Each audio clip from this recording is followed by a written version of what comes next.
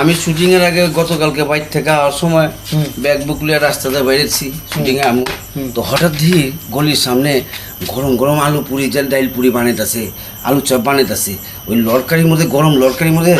কবির দিয়া এইভাবে নাচতেছে একজন আর একটা গান বাজতেছে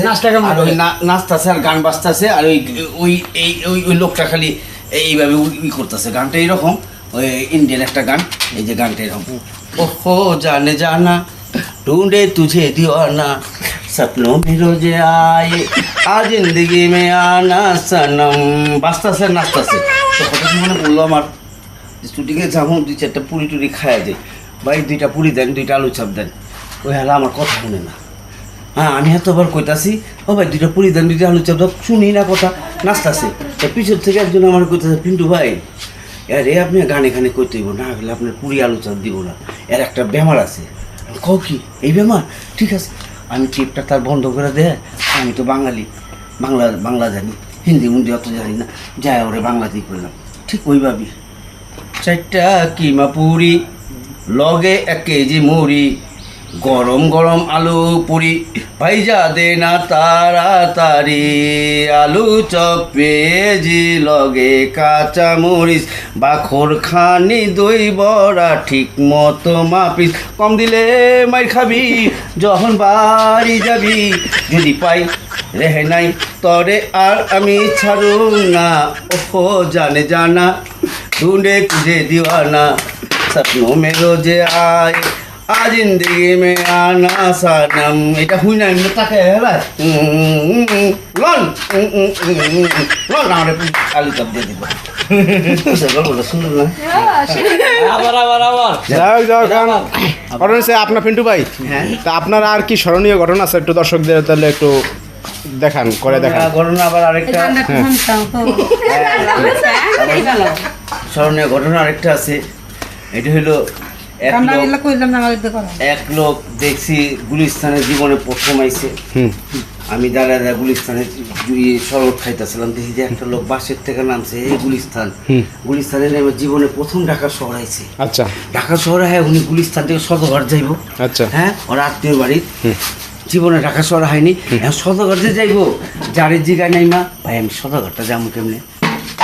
এই তোর মুশকিল হলো তোর সদরঘাটের লেগে আমি চলতেছি একটা মাথা মুথা ফাটা হবে এই লোক না পেরেছি হ্যাঁ আমি তো সদরঘাট দিয়ে গেলাম আমার মারতে চাই কেন আবার যে আরেক ওই লোক আরেকজনের কাছে ভাই আমি সদরঘাটটা যাবো আমার কেমনে একটু দেখান তো ওই লোক কয়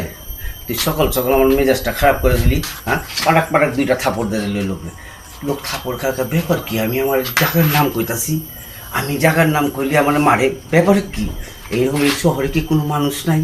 হ্যাঁ সেবা করার যে আমার সদরঘাটটা দেখা দিব কেমনে তো হঠাৎ মাইকের মধ্যে বাইতুল মোকাররম থেকে আওয়াজ হইতাছে নেতা বক্তব্য দিতেছে ভাই সাহেব ভাইরা আমার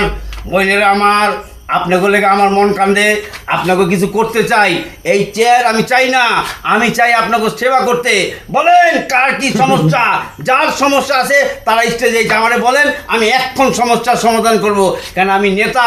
আমি আপনাকে করার লেগে আইছি ওই লোক কইছে এই যে একটা ভালো লোক পাইছে আমার মনে এই লোকই সদরঘাটটা দেখা দেওয়া পারবো সেবা যখন করবো ওই লোক টুক করে স্টেজে গেছে ভাইজান আমি আপনার রকম একটা লোক খুঁজতেছিলাম সেবা করবো আমার পয়সা দিয়ে তুলব কী সমস্যা আপনার বলেন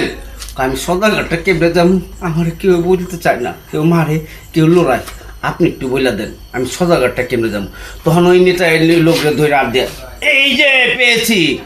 জনগণ দেখুন এই লোক আজকে সদরঘাট যেতে পারছে না কেন যেতে পারছে না এটার জবাব কে দিবে এটার জবাব সরকার দিবে আর এটার জন্য আগামীকাল অনশন ডাকবো আমরা